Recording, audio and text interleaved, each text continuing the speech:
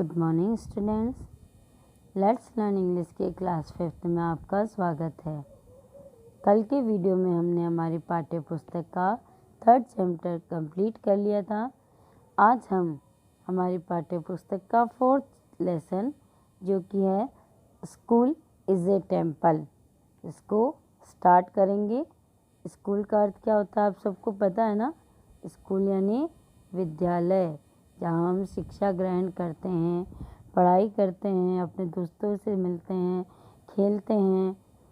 हमारा आधा समय किस में निकलता है? स्कूल में निकलता है। और टेम्पल का अर्थ क्या होता है? मंदिर। मंदिर क्या होता है? जहाँ पे हम अपने भगवान की पूजा करने जाते हैं, उनका ध्यान करने जाते हैं। तो ये पाठ हमारा को कह रहा है कि स्कूल इज़ ए टेम्पल, यानी विद्यालय जो है वो एक क्या है? मंदिर है। क्योंकि विद्यालय में भी हम विद्या की देवी सरस्वती की पूजा और अर्चना करते हैं। चलिए अब इस पाठ को पढ़ना स्टार्ट करते हैं।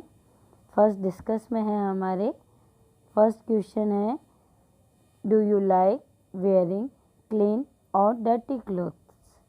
वेयरिंग यानी पहनना, क्लीन यानी साफ और डर्टी यानी गंदा, क्लोथ्स यानी कपड़े।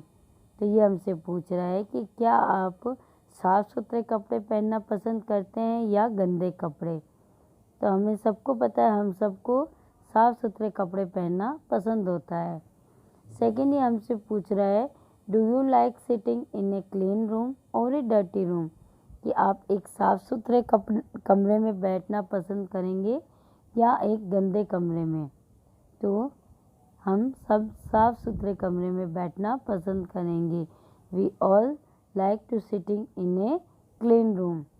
थर्ड ये हमसे पूछ रहा है, if you find there is some rubbish, अगर आप वहाँ पर कुछ कचरा पाएंगे जैसे वेस्ट पेपर यानी ऐसे कागज़ जो नष्ट होने वाले हों, रेफर्स यानी टॉफ़ियों या कुरकुरे चिप्स जो भी हम खाते हैं उनके रेफर्स, कैंडीज़ टॉफ़ियाँ etc यानी इत्यादि।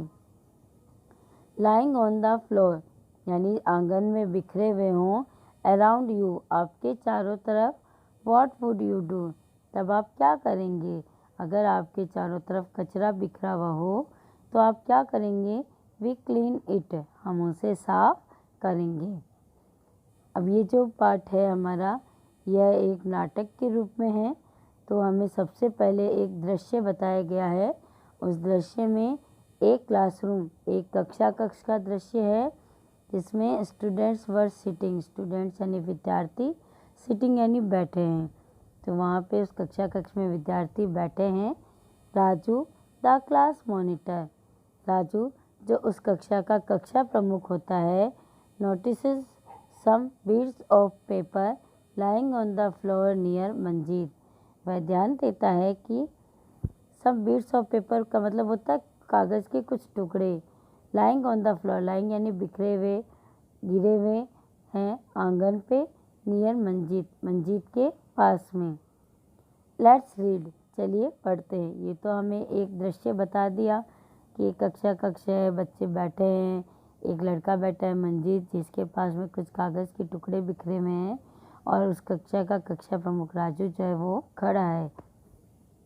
Raju, Manjeet, who has thrown these bits of paper in the class? Manjeet, ये कागज़ के टुकड़े कक्षा में किसने फेंके? थ्रोन यानी फेंकना, किसने फेंके? तो मंजीत कहता है, आई डोंट नो राजू, मुझे नहीं पता है राजू। मे बी का अर्थ होता है शायद। Some boy has thrown these scraps, scraps का अर्थ भी कचरा होता है, कि शायद कुछ लड़कों ने इस कचरे को यहाँ पर फेंका होगा। Raju, no you are telling a lie, Raju क्या कहता है?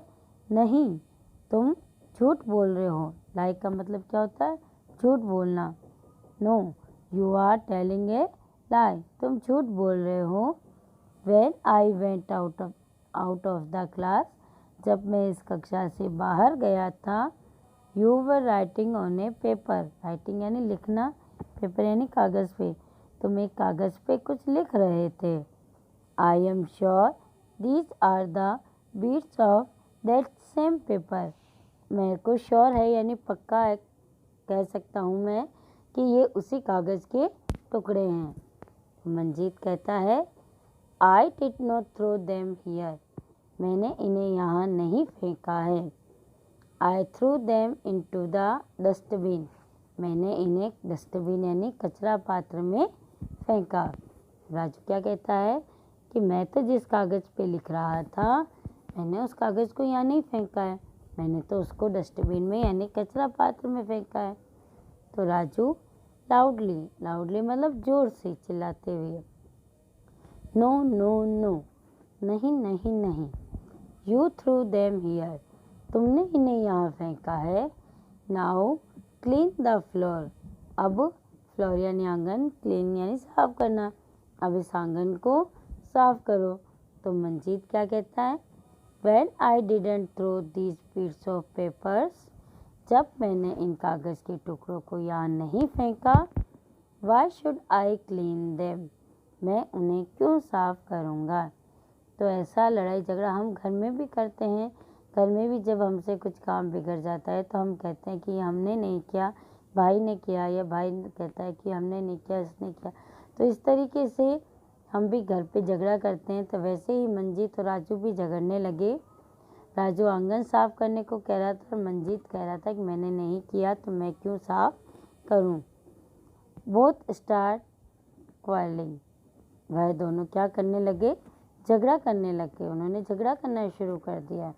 जस्ट देन, ठीक तभी उसी समय, द क्लास टीचर एंटर्स, जो उस कक्षा का कक्षा अध्यापक होता है उसका प्रवेश होता है।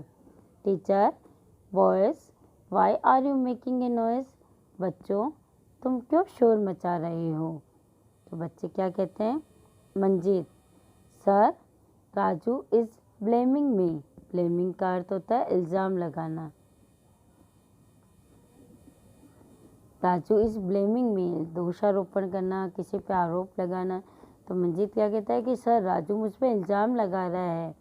ही सेज, वह कहता है, that I had thrown these bits of paper here, कि इन कागज़ के टुकड़ों को मैंने यहाँ पे फेंका है। दैट का अर्थ यहाँ पे की होता है, यहाँ पे वह नहीं होता। दैट यहाँ पे किसका करता है, की का। That I have thrown these bits of paper here यानी यहाँ, कि मैंने इन कागज़ के टुकड़ों को यहाँ पर फेंका है। He is telling me to clean the floor also, वह मुझे आंगन भी साफ करने को कह रहा है। It is not my job, ये मेरा काम नहीं है, आंगन साफ करना ये मेरा काम नहीं है। टीचर, बॉयज़, लड़कों, एट फर्स्ट बी क्वाइट, सबसे पहले तो शांत हो जाओ। And listen to me patiently, patiently का अर्थ होता है धैर्यपूर्वक, लिसन यानी सुनना, तो मेरी बात को धैर्यपूर्वक सुनो। टेल मी, मुझे बताओ, if your body becomes dirty, कि अगर तुम्हारा शरीर गंदा हो जाए, हु क्लीन्स इट, इसे कौन साफ करता है। तो सभी कहते हैं, ऑल यानी सभी, we do it ourselves sir, हम खुद इसे साफ करते हैं सर। तो आगे टीचर कहता है, if your room is dirty, अगर तुम्हारा कमरा गंदा हो जाए, is it only your mother's duty to clean it, क्या ये केवल आपकी माताजी का कर्तव्य है कि इसे साफ करें। Don't you clean your room, क्या आप अपना कमरा साफ नहीं करते हैं। तो राजू कहता है, yes sir, I clean my room my self, मैं अपने कमरे को स्वयं साफ करता हूँ। टीचर कहता है, गुड राजू। तो आज हम इतना ही चैप्टर पढ़ेंगे, आगे का चैप्टर हम अपने नेक्स्ट वीडियो में पढ़ेंगे। तब तक आप इस पाठ को वापस पढ़ने का अभ्यास करना और इसके जितने भी कठिन मीनिंग है उनको याद करने की कोशिश करना। Thank you.